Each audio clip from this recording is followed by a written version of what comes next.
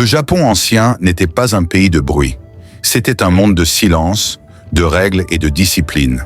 Un monde où l'on apprenait d'abord à se maîtriser avant de vouloir dominer. Pendant des siècles, le Japon s'est construit à l'écart du monde. Cette isolation a façonné une culture unique, fondée sur l'ordre, le respect et la tradition. Tu crois qu'on aura assez pour le marché demain? Je l'espère. Les récoltes ont été bonnes cette saison. La nature n'était pas un décor, elle était une force vivante. Montagnes, forêts, rivières, tout possédait un esprit. Le shintoïsme enseignait que les dieux étaient partout. Dans un arbre, une pierre, un souffle de vent. Vivre, c'était rester en harmonie avec ce qui nous dépasse.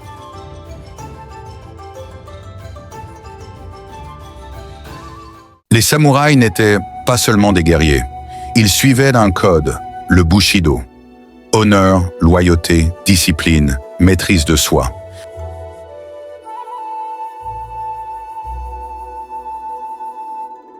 Avant de savoir se battre, on apprenait à se taire. Avant de commander, on apprenait à obéir. La force venait après la discipline.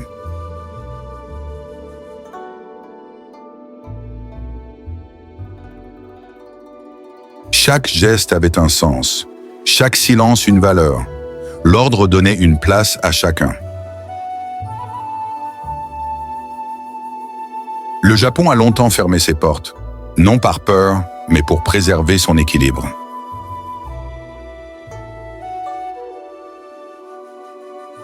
Dans un monde pressé et bruyant, le Japon ancien nous rappelle une chose, la maîtrise précède la liberté. Le Japon ancien n'a pas disparu. Il vit encore dans les gestes, les traditions, les silences et peut-être dans ce que nous avons encore à apprendre.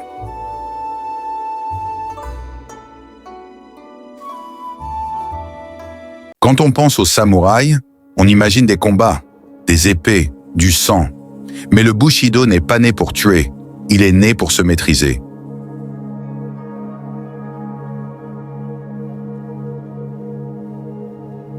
Le Bushido signifie la voie du guerrier. Mais cette voie n'était pas tournée vers l'ennemi, elle était tournée vers soi.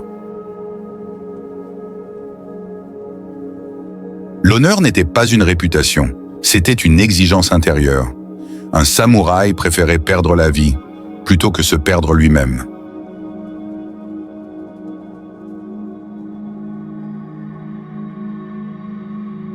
La loyauté liait le samouraï à son maître, mais surtout, elle l'obligeait à être fidèle à sa parole.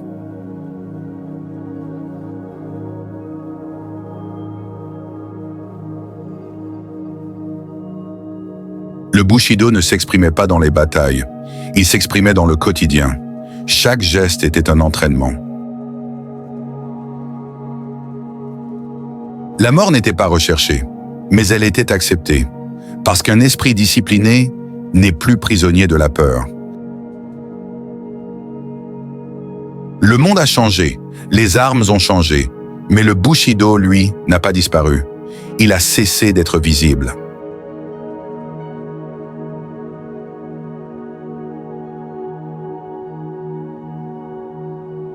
Le Bushido n'est pas un code du passé, c'est un rappel.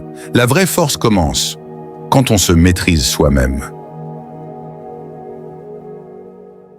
Avant les codes, avant les guerriers, il y avait la vie, simple, rythmée, exigeante. Le Japon ancien se vivait chaque jour.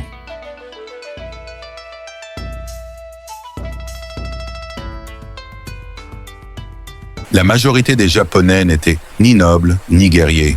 Ils travaillaient la terre. Chaque saison dictait la survie.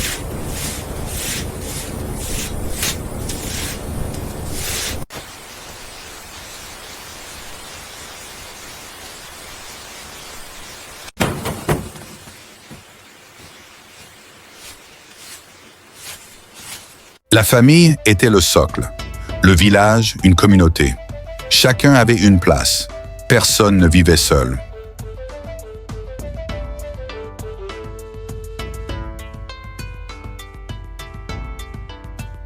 Le confort n'était pas une priorité.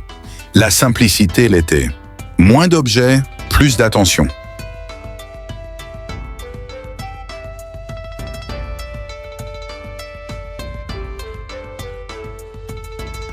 Chaque geste comptait. Manger, saluer, marcher. La routine devenait discipline.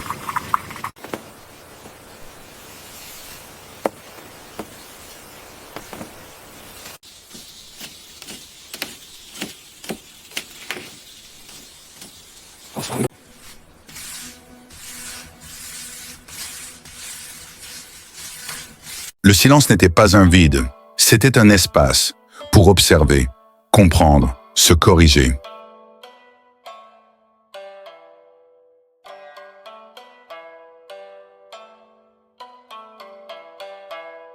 Le temps n'était pas pressé, il suivait la nature.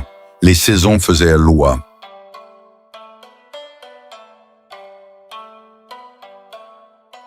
Ce monde n'était pas parfait, mais il était cohérent. Chaque chose avait un sens.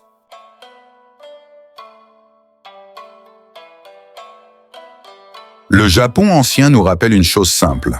Avant de chercher à aller vite, il faut savoir où l'on vit.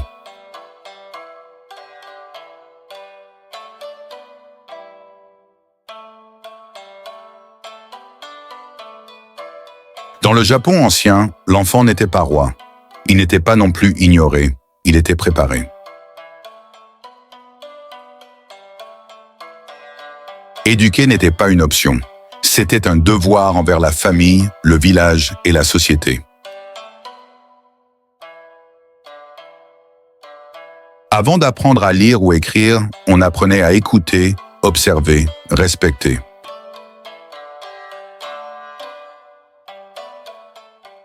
La discipline n'était pas une punition, c'était une habitude, un cadre pour grandir droit.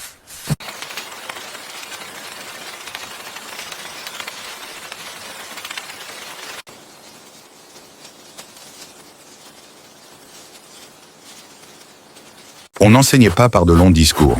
Les enfants observaient les adultes et reproduisaient.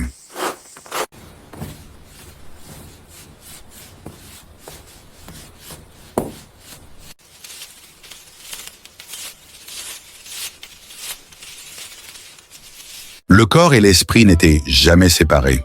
Bouger, respirer, se concentrer, tout faisait partie de l'éducation.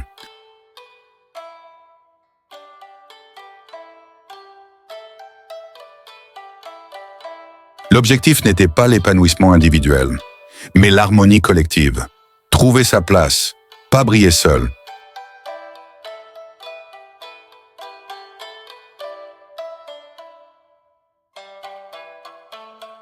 Aujourd'hui, l'enfant est au centre. Hier, il était en formation. 2 visions, 2 mondes. Le Japon ancien ne formait pas des enfants heureux. Il formait des adultes solides. Et peut-être, est-ce ce qui nous manque le plus aujourd'hui? Dans le Japon ancien, les femmes n'étaient pas au premier plan. Mais sans elles, rien ne tenait. Elles transmettaient, elles maintenaient l'équilibre.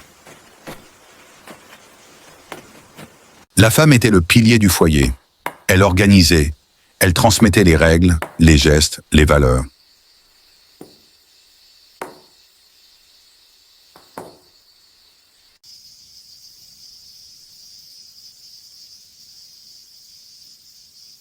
Elle travaillait autant que les hommes. Chant, artisanat, gestion du foyer. Rien n'était laissé au hasard. On attendait d'elle discrétion et retenue, mais pas faiblesse. La force était silencieuse.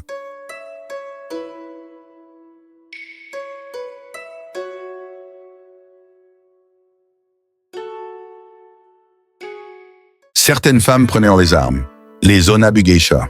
Elles protégeaient leur foyer quand il le fallait.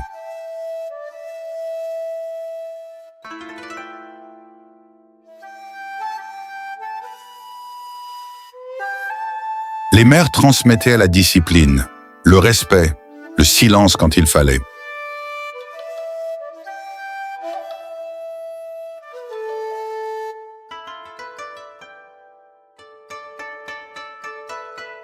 Leur force ne se voyait pas. Elle se ressentait, dans l'ordre, dans la continuité.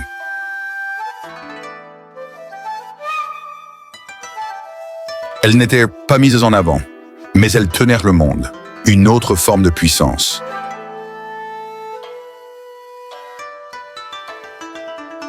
Le Japon ancien ne reposait pas sur la domination, mais sur l'équilibre, et les femmes en étaient une clé essentielle.